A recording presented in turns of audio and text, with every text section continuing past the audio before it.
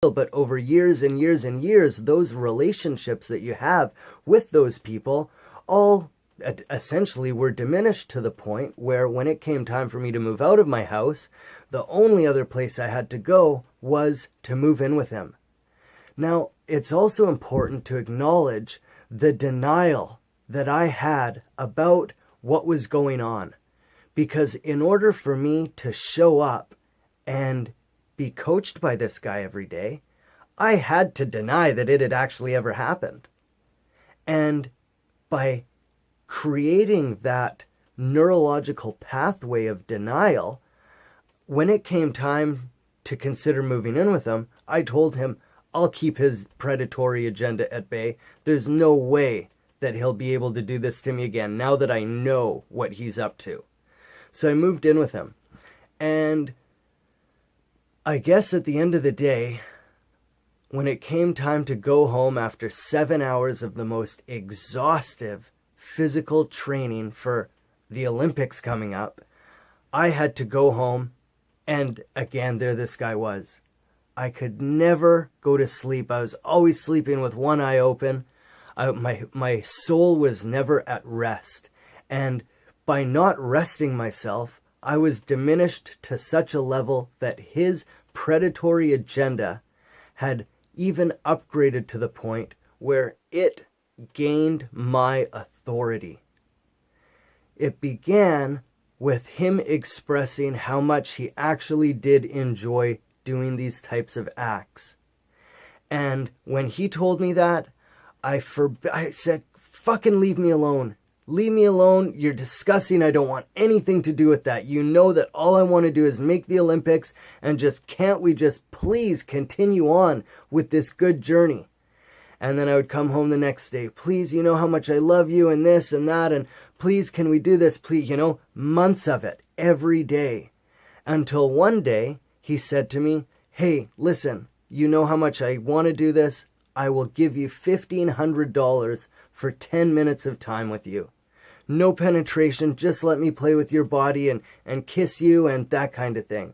And to be honest with you, looking back on it, I can't believe that I ever agreed to it. But being a young adult with no resources of my own and a self-worth of absolutely nothing, I agreed to allow this to happen. And after that 10 minutes, I took that $1,500 and I went right to the local poker game and blasted it off in the poker game, which ultimately made me feel even crappier at the end of the day. And then we continued on with this same cycle, going to the pool, coming home to this guy's predatory agenda. No, leave me alone, leave me alone. Going to the pool. Yeah, okay, I'll do that. Yeah, because I had to pretend that we were a great team. I didn't want anybody knowing what had happened because it was so embarrassing. And actually, that reminds me of one of the most important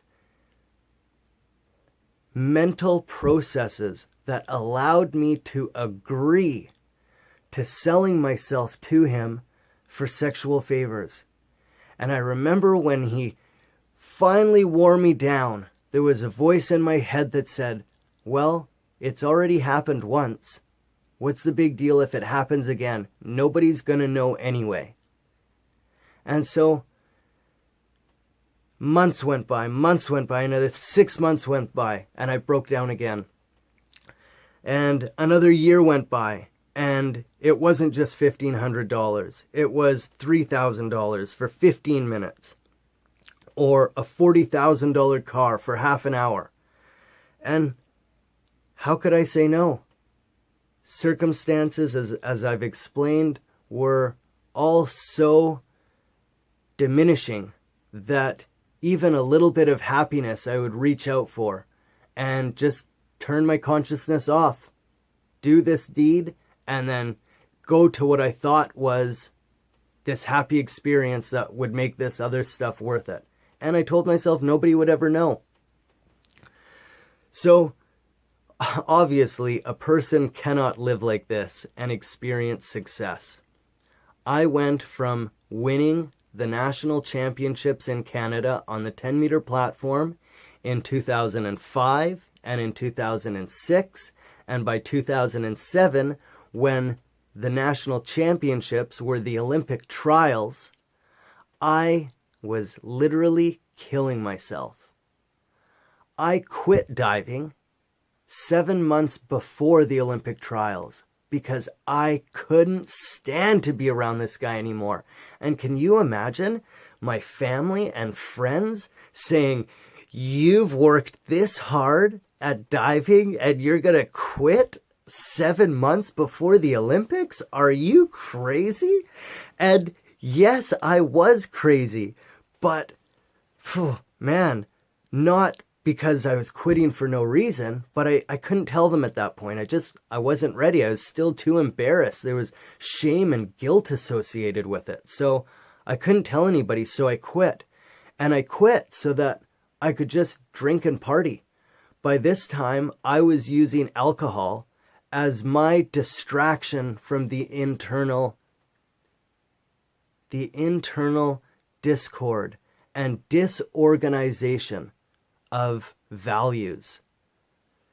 I was a full-time alcoholic. By the time I quit diving 7 months before the Olympic trial, I was actually competing and training the world's most difficult list, a list that nobody in the world had ever done. So in a competition, in an event, an athlete, a diver does 6 dives, 1 dive in each direction. A forward spinner, a backward spinner, jumping forward and spinning backwards, which is a gainer or a reverse, and then a jumping backwards and spinning forwards, which is an inward. Then you do a handstand dive and a twister dive. And 1 or 2 guys from all over the world were doing 1 or 2 of the hardest dives in that direction. A Russian guy was doing a backwards 3.5 in the pike position when everybody was doing it in the tuck position. A Chinese guy was doing a twister with an extra twist. And, a guy from the United States was doing extra hard handstand dive. So everybody was doing one of the hardest dives in the world. But I'd put together all of them into one list. And I was training that list during the day and then going home and drinking myself to sleep every night until I literally had to quit diving because I just wanted to keep drinking. I didn't even want to bother to get up to go train anymore. So I quit for about 2 months and I partied my ass off. And then something hit me and it just said, damn, you know what? There's still about 4 or 5 months left before Olympic trials. I'm going to come back. I'm going to just try to make the Olympics and fuck this coach. I'm just going to make the Olympics and then that'll be that. So I did. I went back and I trained and I didn't make the Olympics. However, I did set a world record in the last event that I ever competed in, which was the Olympic trials. I set a world record. Now, the dives that I was doing were obviously too hard for me. I wasn't doing the hardest dives as well as the people who were doing the easier dives. And the guys that won, that competition were really, really awesome. They did a really good job. And I'm really happy that they got to go to the Olympics. I have to say, because I missed the Olympics, after that event, I went home and I said to myself, what am I going to do now? I just spent 11 years of my life trying to make this Olympics, and now I literally have nothing. I'm not a national team superstar anymore. I don't even have money to pay rent. I'm just this, what do I do now? And it was the lack of any success, which was a distraction for my consciousness and energy outward. And there was no more outward. There was nothing else out there to bring my attention in. So I had to address that issue. I said, well, I know why this happened. And so I went out and I moved out into the woods. I moved to a beautiful little place called Yubo on Vancouver Island. And I just did some healing.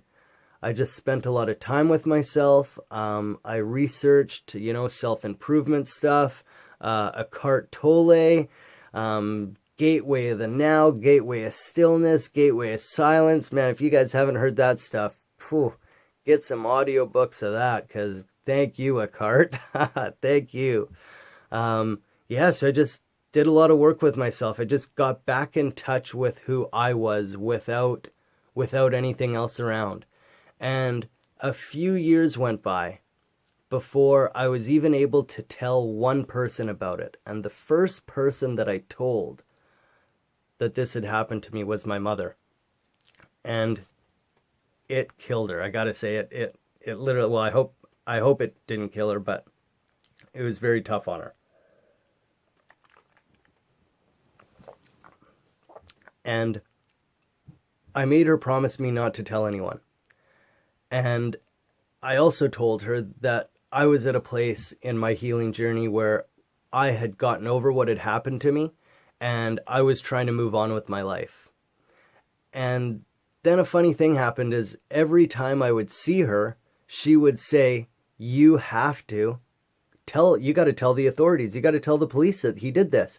And I said, no, I don't want anybody to know. And why do I have to tell anybody? Why can't I just move on with my life? And then I would see her again and she'd bring it up again. Hey, remember the sexual abuse happened. You got to tell people. And I no, Mom, leave me alone. I don't want to deal. I don't want to be reminded of it. For months this went on. About 9 months this happened. And it got to the point where I actually, recently I found a letter that I wrote to her, expressing my sincere desire for her to leave me alone when it came to this topic. But a funny thing happened. I listened to my mother. She'll claim that I never listened to her, but I listened to her. And the day that I decided to deal with this issue in a public manner, I found out that this coach, who had been actually moved from Victoria to Calgary or Edmonton, I found out he was coming to Victoria that week for a diving competition. And funny enough, I when I said I was going to deal with it publicly, I said to myself, well, okay, I'm going to listen to my mom. She's right. So I got to come forward with this. And this guy's coming to this competition. So I'm going to confront him at the, I'm going to, I don't know how I'm going to do it, but it's a good way to deal with it. I figured, God or the creator, the universe is bringing him here. So this is a sign that I got to deal with it. So I went to talk to a lawyer as I didn't know what this process would be like. And as it turned out, this lawyer ended up being a civil lawyer. And there's a difference between civil law and criminal law. Civil law deals with money, and criminal law deals with acts of acts of all kinds. And so this was a civil lawyer, and he was interested in my case because he wanted to represent me, and potentially sue the coach and the Diving Canada, the company of Diving Canada, for misconduct and for the suffering that I had been through. And when I told him that I was going to go confront the coach, he said, don't do that. Don't do that. He doesn't trust me to regulate my emotions the way I'm capable of. But he said, don't do it. And I said, listen, I have to go do it. And he said, well, if you do it, just make sure that you have a witness there. Have a third party present there, because somebody else has got to be able to witness what's going on in case this thing goes to court. So I went to the pool while this diving competition was going on. And I see my coach sitting on the side of the pool coaching his athletes as they're preparing for an event. And I first go up to a really close friend of mine who was also an athlete of his and who was at that time coaching kids in this competition as well. And so I ask him, I say, hey, bro, I'm going to do this. I had told him about it just a little bit before. And I said, I need you to be a witness. He said, sure, no problem. I'll do this for you. So I go over to the coach and I say, hey, Trev, we're going to need to go have a talk. He says, oh, do we have to talk right now? I said, absolutely. It's got to be right now. So I said, let's just go out back and we'll talk about this. So we go outside out back, and me, the coach, and my close friend are there. And I confront the coach and I say, hey, man, listen, you know what our experience was. I know what you've done to me. And I have to let you know that I'm not okay with you being here in this community full of kids and trusting people. You're here continuing to manipulate them and lie to them. And if you don't leave right now and go back to Edmonton, I'm going to have to tell everybody. I'm going to have to tell everybody what you did to me, so that they can protect the kids that they're looking after. And he basically called my bluff. He said, yeah, fine, go ahead and do it. So I walked right past him and I went to open the door to go back into the pool to tell everybody. He says, okay, I'll leave. And I said, great, okay. So walked him to his car, shook his hand, off he went. And the next day, my friend who stood present as a third party, called me up and said, hey man, sorry to let you know, but this guy's back at the pool. So I went back to the pool, and there's no point in talking to this guy anymore. He was there acting like nothing had happened. And so I went to the organizers of the competition. And these organizers were the two coaches that had been working with this coach in Victoria for the entirety of my career. And when my former coach left, these two coaches inherited the club. So they were the ones running this competition. And so I went to talk to them, and they didn't do a thing. And actually, when I told them what had happened to me with this coach, the first words out of one of the coach's mouths was, I'm so sorry we couldn't have stopped him sooner. And it didn't really, I didn't quite know enough about the situation to know what that meant, but I was pretty shocked. And I said to them, well, now that you know what this guy's done, are you going to kick him out of the competition? And they said, no, we're not going to do that. You've got to go talk to the police. And so then I went to the manager of the pool, and I told her about what my experience was with the coach. And she had known the coach as well for over 10 years, because he had been the head coach of the national team in this facility. So when I asked her, are you going to kick him out? She says, no, you've got to go tell the police. I said, okay, finally. So I went to tell the police. I walked into the police station, let somebody know what I wanted to do, and